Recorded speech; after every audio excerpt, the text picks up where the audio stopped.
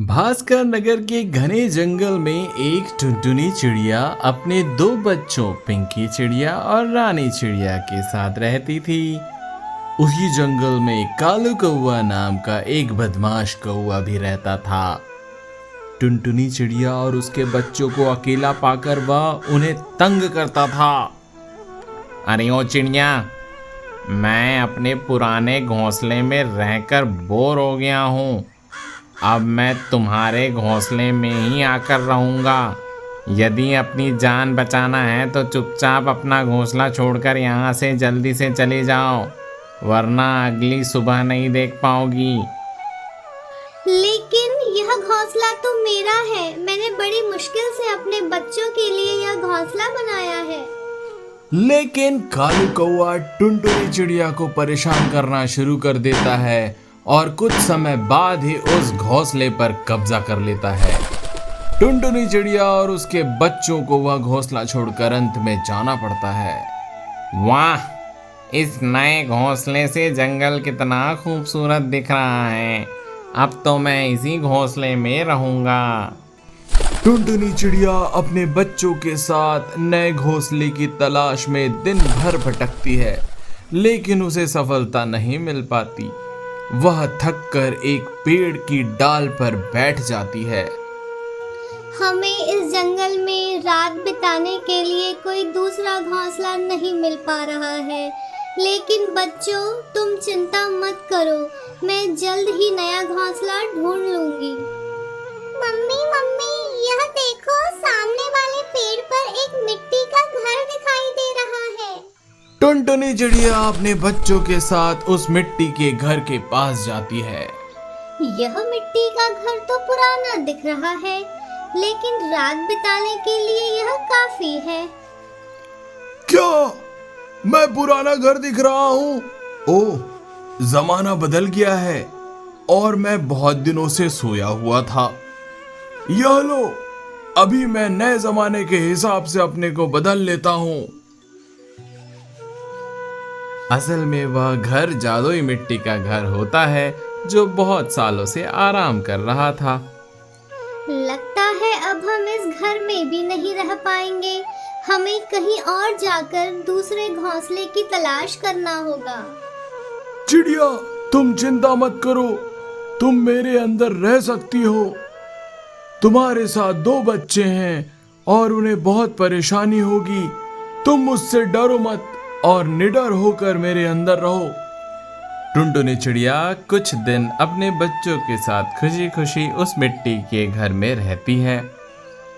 लेकिन उसी दिन कालू कौवा खाने की तलाश में भटकते भटकते उस मिट्टी के घर पर आ जाता है।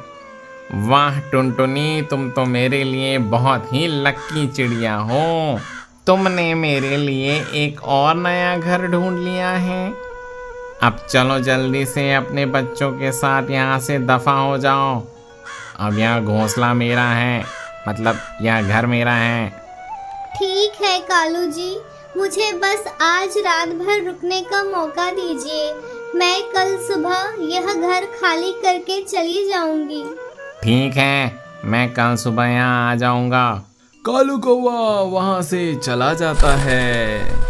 चलो बच्चों, आज रात भर हम अच्छे से सो ले। कल सुबह फिर से दूसरा घोंसला ढूंढने जाना पड़ेगा। प्यारी चिड़िया, तुम चिंता मत करो, कल आने दो उस कौवे को, मैं उसे देख लूंगा। बस तुम थोड़ी देर के लिए इस पेड़ के पीछे वाले पेड़ में छुप जाना। अगले दिन टुनटुनी चिड़िया अपने बच्चों के साथ मिट्टी के घर के पीछे वाले पेड़ पे छुप जाती है और कालू कौवा वहां आता है। घर जादू से एक दूसरी टुनटुनी चिड़िया बना लेता है। आइए कालू जी, आप तो ठीक समय पर आए हैं। आइए आइए, मिट्टी के घर के अंदर आइए। अरे ओ चिड़िया, मैंने तुम्हें यहाँ से जाने के लिए कहा था ना, तुम यहाँ से अभी तक गई नहीं। मैंने सोचा कि पहले मैं आपका स्वागत कर लूं और फिर उसके बाद यहाँ से जाऊं। जादुई टुनटुनी चिड़िया कालू कौवे की जमकर पिटाई करती है और कालू कौवे को वहां से भागना पड़ता है। प्यारी चिड़िया, आज के बाद से वह कालू कौआ यहाँ कभी नहीं आएगा और तुम्हें आज के बाद से कभी परेशान नहीं करेगा। इस प्रकार अंत में टुनटुनी चिड़िया उस मिट्टी के घर में अपने बच्चों के साथ खुशी खुशी रहने लगती है।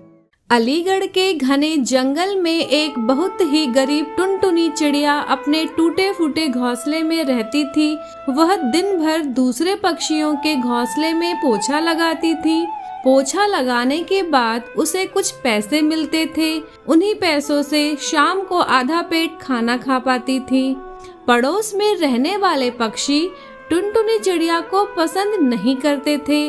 जब जब टुनटुनी चिड़िया उनके पास आती तो वह वहाँ से चले जाते। अरे ये चिड़िया यहाँ क्या कर रही है? जल्दी सारे पक्षी यहाँ से चले जाओ, वरना उससे बात करते हुए यदि हमें किसी ने देख लिया तो हमारे बारे में क्या सोचेगा?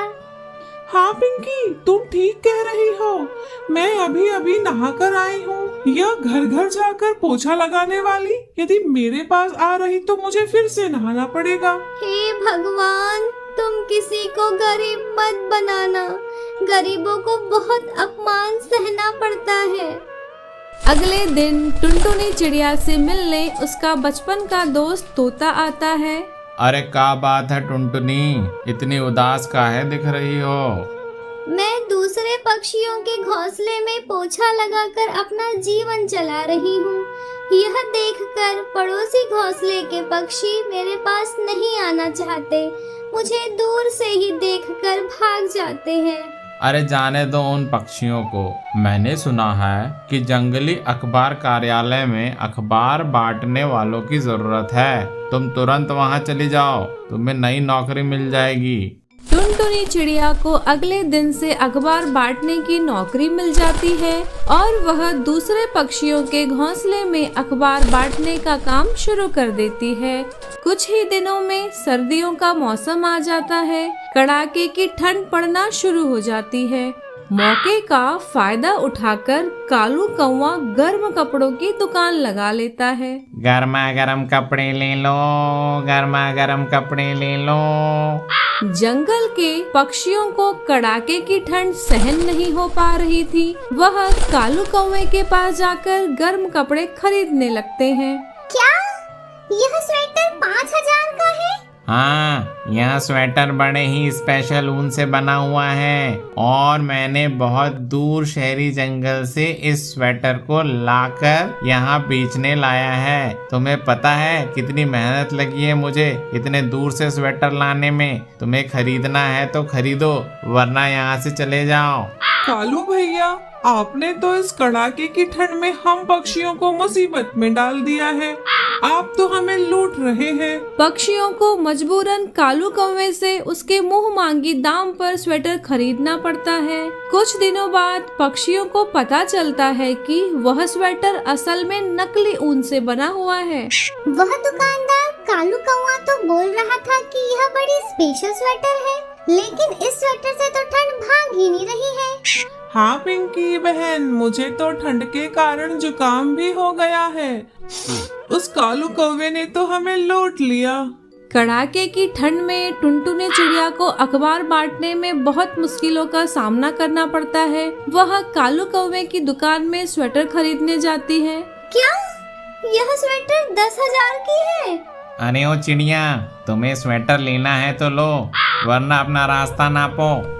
टुनटुनी चिड़िया वहाँ से चली जाती है और किसी पेड़ की डाल पर बैठकर ठंड में ठिठुर रही होती है। बहुत अधिक ठंड पड़ने के कारण टुनटुनी चिड़िया गलती से एक अखबार से अपने पंखों को ढकती है। अरे वाह, मुझे तो ठंड लगना बंद हो गई है। टुनटुनी चिड़िया को एक जबरदस्त आइडिया आता है और वह अगले दिन जंगल के पक्षियों से रद्दी अखबार इकट्ठा करके अखबार का घोंसला बनाती है। इस अखबार के घर में तो ठंड बिल्कुल नहीं लग रही है। अरे वाह, टुनटुनी का दिमाग लगाया है, एकदम जीनियस। अखबार के घर में तो ठंड एकदम 0 हो गया है। टुनटुनी चिड़िया अंत में सारे पक्षियों को अपने अखबार के घर में बुलाती है और अंत में सारे पक्षी टुनटुनी चिड़िया के अखबार के घर में ठंड बिताते हैं और लालची कालू कौवा और कड़कड़ाती ठंड से अपने को बचाते हैं।